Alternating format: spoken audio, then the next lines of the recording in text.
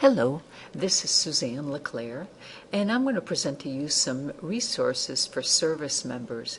Now, there's a lot of resources that are available out there for wounded warriors and service members in the form of books, videos, online, and resident programs. And I just want to review a few of these for you. Some of the books, or I should say the first book on the list, is On Combat, and it goes through a psychological and physiological description of the deadly conflict in war and in peace.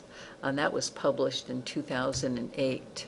The second book is On Killing. It's the psychological cost of learning to kill in war and society.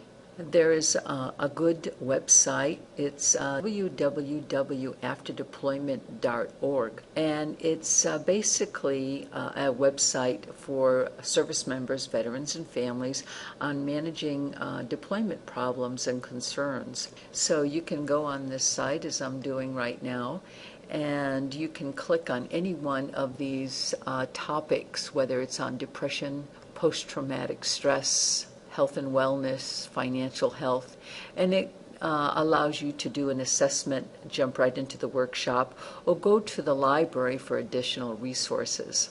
So a very good website for a lot of information. Another good website is BattleMind, and the link is provided. There's also Center for Women Veterans, and this is a branch of the VA that is tasked for ensuring that the needs of women vets are met. And on that site there's also additional websites or links for women's issues. There's also a way to check your credit report, and the site is also provided. For the Reserve and National Guard, there is additional site, www.esgr.org, and it assists reservists and Guard members and their families for resolving employee-employer conflicts related to either the time that a warrior or military service member was away from their job. And this is either done through mediation or education. There's also additional websites on homeowner assistance, military handbooks that include a variety of issues on pay, medical resources, college, retirement benefits. There's also a military money magazine, and there is a website for that. Again, as we've referenced in many of our other discussions, the Military One Source, and again, that link is also provided. There's also a link for the National Guard Money Matters, and also for just the military money issues. There are specific sites for financial resources for all the services, including the Air Force, Army, Marine Corps, and Navy, and those sites have an active link. There's also funds for veterans education, and it goes into the different vocational technical schools and enrollment.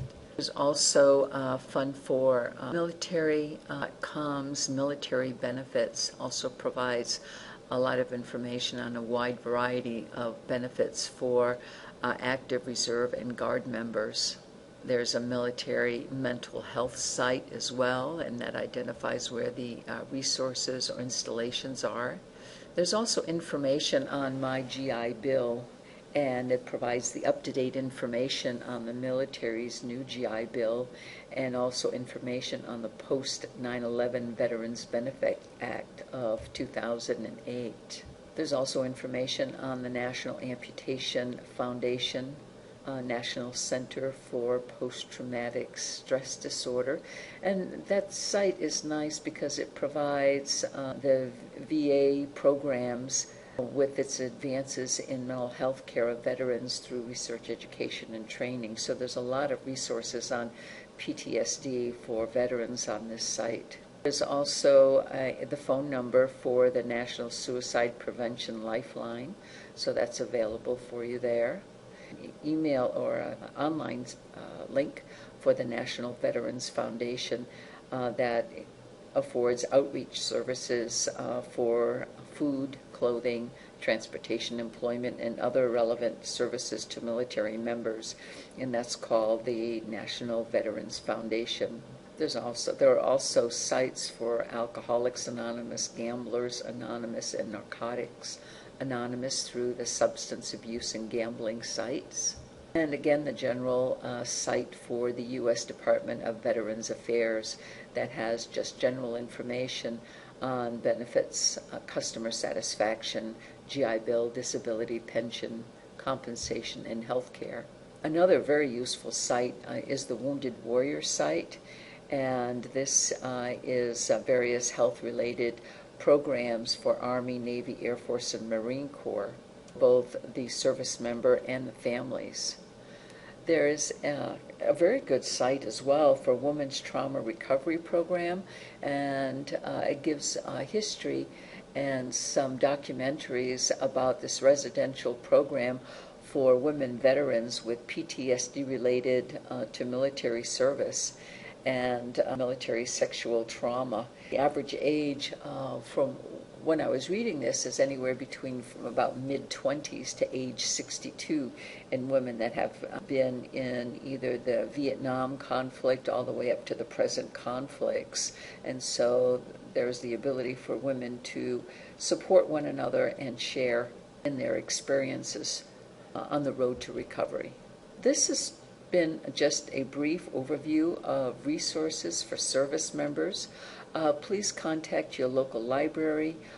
Please check on also Military OneSource and all the other resources that have been identified in other presentations. This concludes the resources for service members.